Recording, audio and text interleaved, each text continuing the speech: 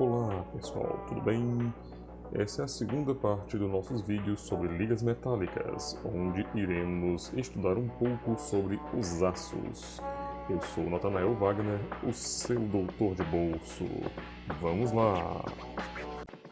Vamos começar, pessoal, com a seguinte pergunta. O que esses produtos que eu vou mostrar a vocês aqui têm em comum? Primeiro, o vergalhão CA50. Lembrando que CA50 não é uma marca, é uma especificação. Esse vergalhão, pessoal, é muito utilizado na construção civil. O próximo são trilhos de trem. Esses aqui estão bem maltratadinhos, né? O que o vergalhão CA50 e trilhos de trem têm em comum? E o que esses dois têm em comum com uma panela de inox ou um conjunto de panelas de inox? Ainda para colocar mais algumas coisas aqui, molas para caminhão, seixos de mola. O que os vergalhões, as panelas de inox, os trilhos e as molas para caminhão têm em comum? Em comum também com a porta de um automóvel. E para finalizar, um vaso de um reator nuclear. Vemos que estamos trabalhando com produtos razoavelmente simples, com tecnologia razoavelmente simples, ali como o vergalhão CA50, até produtos de alta tecnologia, como a porta dos automóveis e vasos de pressão de reatores. O que esses materiais, pessoal, esses produtos têm em comum? É simples, todos eles são feitos de aço.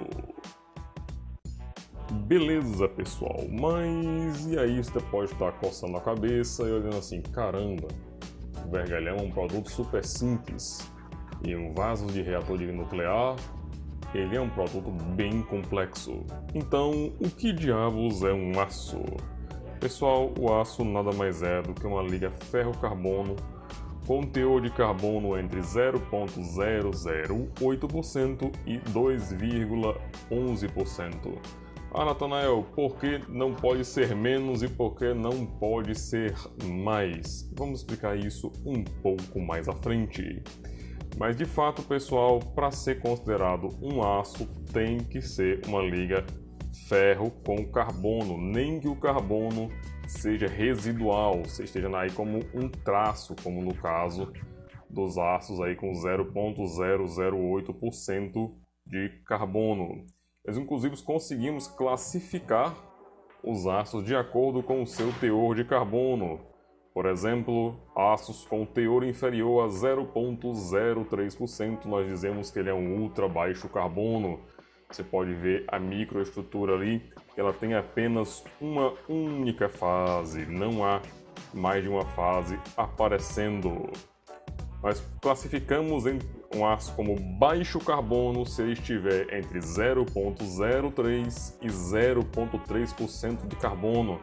Agora você já olha para a microestrutura e já vê duas fases, duas regiões pelo menos, uma mais clara e uma mais escura, em contraste com a anterior, e embora tenha alguns grãos ali de cor diferente, não se caracteriza como uma fase secundária ou como outra fase. Vamos para os aços de médio carbono, de 0,03 até 0,3 até 0,6% de carbono. Agora você já nota que essa fase escura, ela tomou conta aí do material. A fase mais clarinha, ela ficou ali restrita aos contornos de grão. E por último, nós temos os aços de alto carbono, onde essa fase mais escura tomou conta de tudo, praticamente toda a microestrutura. Vamos discutir, pessoal, o que eu estou chamando aqui de fase escura e de fase clara. Mas aí você olha para mim e pergunta, Nathanael, por que eu vou separar os aços pelo teor de carbono? O que o carbono tem de tão especial que eu consigo separar toda uma categoria de materiais somente com base no teor de carbono? Bem, vamos começar olhando para estas pequenas propriedades aqui. Olha aí, o CR180IF é um aço considerado livre de intersticiais. ele recebe adições de titânio e de nióbio e praticamente não tem carbono. Ele é um daqueles que nós vimos lá que ele é ultra baixo carbono. Repare no limite de escoamento e também repare na ductilidade, que é o quanto o material vai se alongar no ensaio de tração até a ruptura.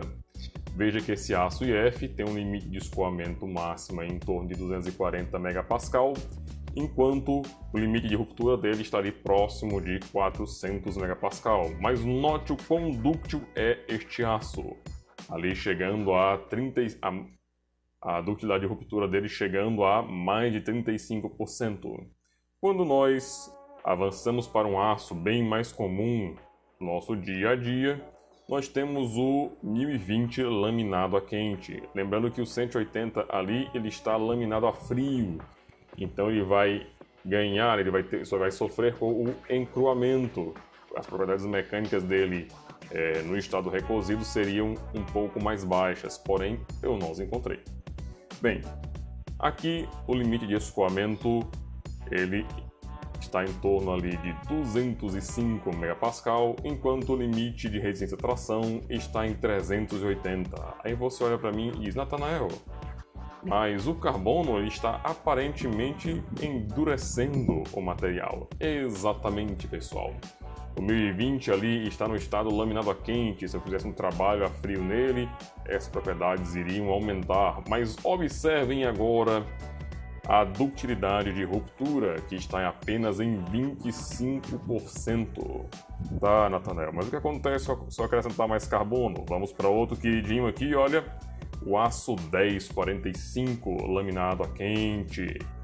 Note que agora o limite de escoamento dele já é bem maior do que o aço IF. O limite de resistência à tração dele também é bem maior, inclusive comparado ao aço 1020. Tá? Mas observe também que a ductilidade dele na ruptura caiu de modo significativo, estando apenas ali em 16%. Enquanto se nós passarmos para outro aço queridinho aqui, também chamado de aço mola ou aço eutetoide, que é o 1080, o limite de escoamento dele é maior do que todos os outros, chegando ali a 425 MPa.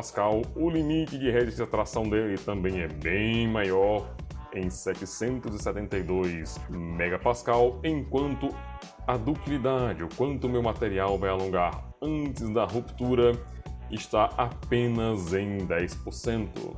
Tá, Natanael, mas o que é que esses aços têm em diferença? O teor de carbono, o 1020, ele tem 0,2% de carbono. O 1045, 0,45% de carbono. E como você já deve ter notado, o 1080, ele vai ter 0,8% de carbono. Pessoal, não há nenhuma outra adição nesses materiais a não ser o carbono. É por isso que, com pequenas adições, nós conseguimos modificar de modo considerável as propriedades mecânicas do aço. Aí você olha para mim e pergunta a seguinte coisa, Natanael, é só o carbono? Por acaso é só o carbono que interessa nas propriedades dos aços? É claro que não, meu querido. Lembra lá no primeiro vídeo, quando a gente comentou sobre o nitrogênio? Quando você adiciona nitrogênio ao aço, você está estabilizando a fase cúbica de faces centradas, que é a austenita. O material se torna paramagnético e essa tecnologia foi muito utilizada em submarinos para que ele não fosse mais atingido pelas minas magnéticas. Avançando, nós temos também o nióbio. Quando você acrescenta pequenas quantidades de nióbio ao aço, ele se torna muito resistente devido ao seu efeito microligante. Repare que no nosso primeiro vídeo nós comentamos que adicionar nióbio demais geraria um ponto eutético, uma redução do ponto de fusão, onde você pode olhar bem aqui no diagrama de fases que há um ponto eutético em 18,6. Temos também o manganês. Pessoal, o manganês está presente em quase todos os aços. Ele é colocado lá para reagir com enxofre residual. E reagindo com o enxofre residual, ele forma sulfeto de manganês, que é mais macio, é mais tenaz que o sulfeto de ferro, e evita dessa maneira que o material venha sofrer, por exemplo, com fraturas a quente durante a solidificação, ou venha passar por esses mesmos problemas durante o processo de conformação a quente. Também temos o molibdênio, que é acrescentado em pequenos teores para conferir resistência mecânica e em teores mais elevados para aumentar a resistência à corrosão por pitching. Quem não sabe, o molibdênio forma sais insolúveis também juntamente com o cromo, que faz com que o material se torne mais resistente a esse tipo de corrosão. Avançando, nós temos o titânio, também acrescentado como microligante ou como estabilizante de fases, já que o titânio ele tem uma atração muito forte pelo carbono, especialmente em altas temperaturas. E por último aqui, nós temos o cromo, que é a base dos aços inoxidáveis. Quando você acrescenta cromo ao aço, você está favorecendo a formação de uma camada de óxido de cromo que é extremamente compacta e vai proteger a superfície. Natanael, acabou? Não, meu querido. Para os aços, você pode combinar praticamente qualquer elemento, de modo que a sua imaginação é o limite. Pessoal, os aços têm mais nomenclaturas e tantas categorias quanto o pão francês tem nome. Por exemplo, o pão francês aqui no Ceará é o carioquinha. Lá em Sorocaba o pessoal chamava de filão. Eu sei que tem alguma região do país onde o pessoal chama de pão de sal, e eu não vou falar como os gaúchos chamam o pão francês. Mas vamos aprender um pouco aqui sobre as principais categorias de aço. Vamos começar com o aço IF. Pessoal, o aço IF não é um aço sem elementos de liga, tá? Eu coloquei ele aqui como referência, como um aço de ultra baixo carbono. A partir do aço de ultra baixo carbono, vamos fazer algumas adições para chegar em outras categorias.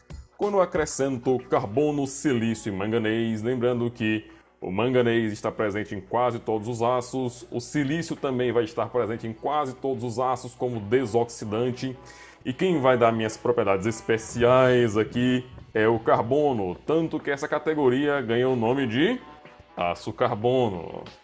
Quando eu acrescento agora cromo acima de 12%, eu estou entrando aí nos aços inoxidáveis. Ah, Natanael, mas aço inoxidável não leva níquel, não leva titânio, não leva nióbio, não leva molibdênio. Leva sim, mas o principal elemento de liga aqui para os aços inoxidáveis é o cromo.